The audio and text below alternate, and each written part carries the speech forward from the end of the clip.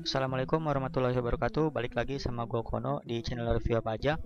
Kali ini gua akan membahas tentang cara foto panning atau panning fotografi.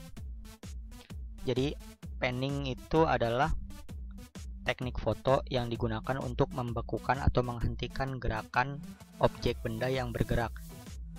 Jadi ciri-cirinya itu objek yang kita bidik fokus, sementara backgroundnya akan blur. Kali ini gue akan menggunakan mode manual. Sebenarnya ini akan susah, jadi gue menyarankan lu menggunakan mode intelligent atau otomatis.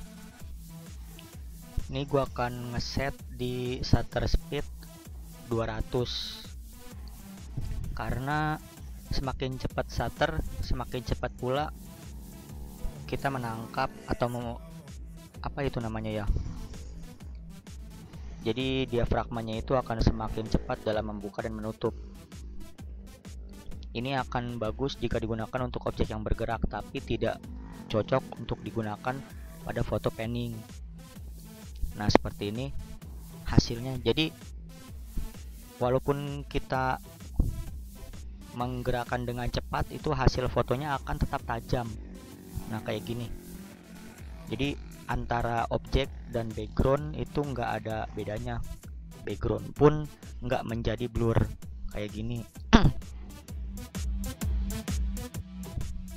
Ya kan, antara mobilnya bagus fotonya, fokus, tapi backgroundnya juga tetap fokus.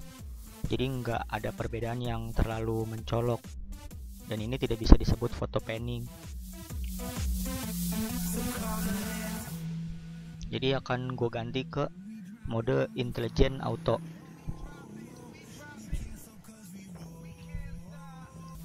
Kemudian cara mengambil gambarnya itu nggak bisa asal jepret ya. Jadi ini gue contohin, kita membidik itu harus sesuai dengan pergerakan objek kayak gini. Jadi kita harus ngikutin adanya objek.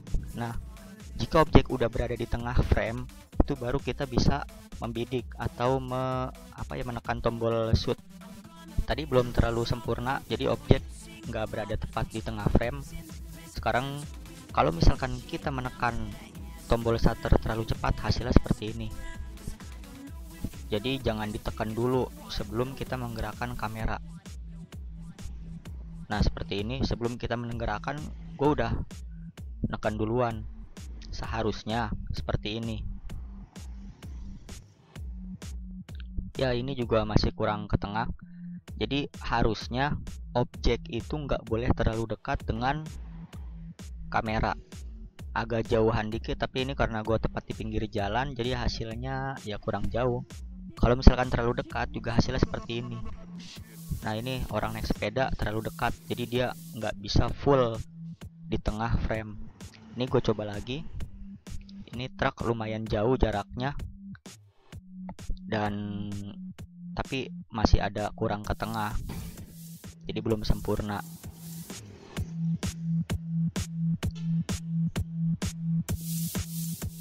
Gue akan coba lagi fokus ke truk yang ini. Nah, ini karena gue fokusnya ke truk, otomatis motor yang berada di depannya itu akan blur. Jadi dia dianggap bukan objek ya. Jadi namanya foreground. Ada foreground dan background. Kayak gini contohnya nih motor. Pada saat gue menggerakkan kamera ke kanan dan ke kiri, jadi dari kanan ke kiri itu gue nggak mendapatkan fokus. Nah, kalau ini sebenarnya udah fokus. Lu bisa lihat sendiri pada pelek mobil ini terlihat seperti nggak bergerak, berhenti. Tapi backgroundnya itu ya berhenti juga karena menggunakan mode auto intelligent, jadi nggak sesuai dengan yang gua harapin, sesuai dengan keinginan kamera itu sendiri sih. Seperti ini. Ini juga hasilnya nggak sempurna.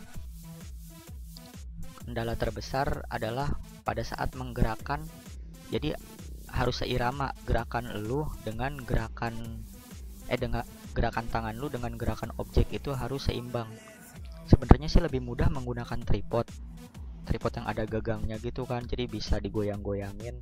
Cuman karena ini gue bikin tutorial, jadinya harus gue pegang kayak gini. Ini juga masih meleset, jadi motor sebagai foreground, mobil sebagai objek, dan backgroundnya udah blur, tapi masih kurang stabil gue megangnya. Kemudian gue akan coba lagi kayak gini. Ini udah hampir bagus, objek berada hampir di tengah, nggak apa-apa, ada toleransi dikit, tapi background belum terlalu blur karena objek bergerak dengan lambat, otomatis gue juga gerakin kameranya dengan lambat. Harusnya ini pakai mode manual. Ini gue akan coba. Ini gue percobaan kayaknya banyak banget ya, dan susah untuk mendapatkan hasil yang bagus. Nggak apa-apa, kita masih sama-sama belajar, gue juga masih sama-sama belajar. Jadi untuk mendapatkan hasil yang bagus, dicoba aja terus berulang-ulang sampai mendapatkan hasil yang terbaik menurut kalian.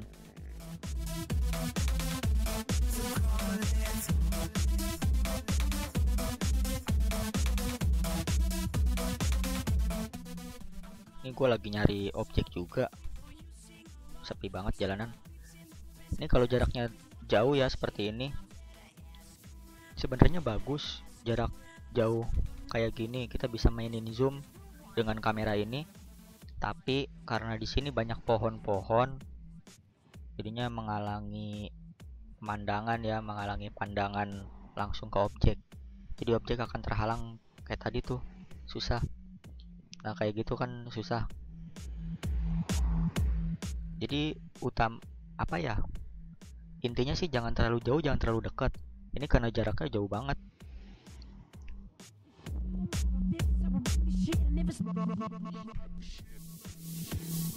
Ini gue coba ikutin. Nah tuh hasilnya seperti itu. Harusnya sih bagus, cuman karena guanya juga kurang ahli mungkin.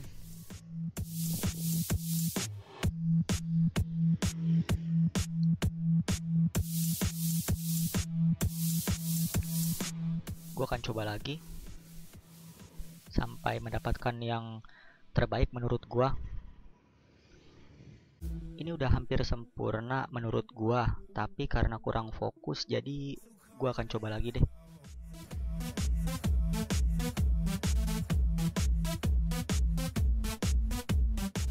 Ada lagi kayaknya motor lewat sebentar lagi. Jadi harus benar-benar pas ya. Nah ini kayak gini. Menurut gue ini udah lumayan bagus hasilnya. Objek udah fokus, kemudian background blur. Itu juga salah satu ciri-ciri teknik foto panning. Ini gue akan, aduh ini orang ngalangin. Gue akan coba lagi terus sampai mendapatkan objek yang benar-benar sesuai dengan keinginan gue.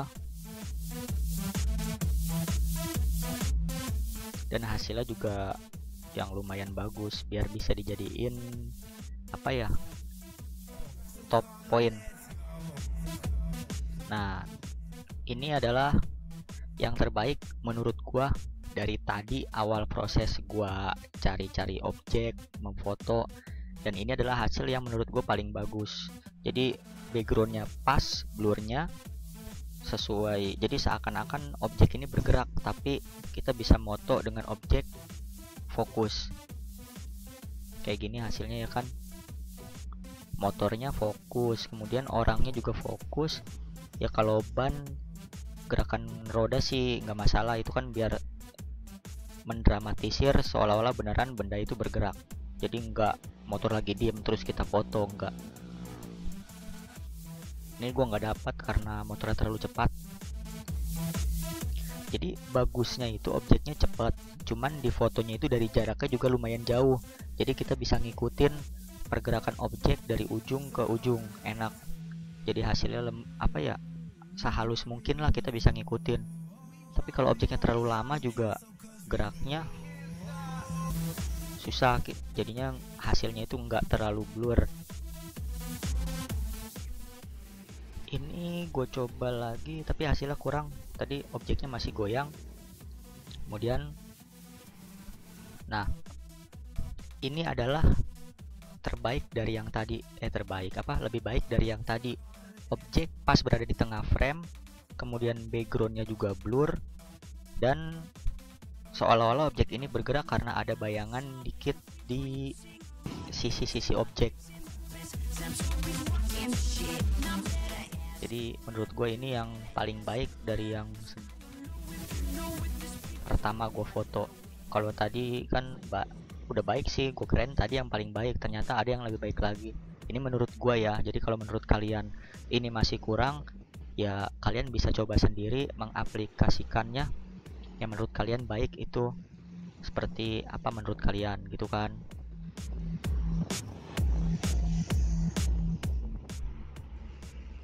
Ini gua akan nyoba lagi. Aduh, ada truk lagi ngebul nih. Gua akan nyoba mode manual. Jadi apakah lebih baik dari mode otomatis? Kalau menurut gue sih bagusan pakai otomatis ya kalau dengan kamera ini. Kalau kamera DSLR mungkin lebih bagus manual. Ini gue setting di 200 shutter speednya, tapi sekarang gue turunin menjadi 25 dan ISO nya gue atur menjadi 100. Kalau shutter speed segini otomatis gerakan yang ditangkap lebih susah ya, kayak gini kan, jadi masih blur hasilnya tuh, lihat masih blur. Beda sama yang awal gue pakai shutter speed 200. Jadi itu aja yang bisa gue share buat video ini. Ini gue kasih juga teknik yang menurut gue cocok. Jadi kalau kalian menemukan teknik yang lain, bolehlah di share juga. Kurang lebihnya mohon maaf. Sekian video dari gue. Wassalamualaikum warahmatullahi wabarakatuh.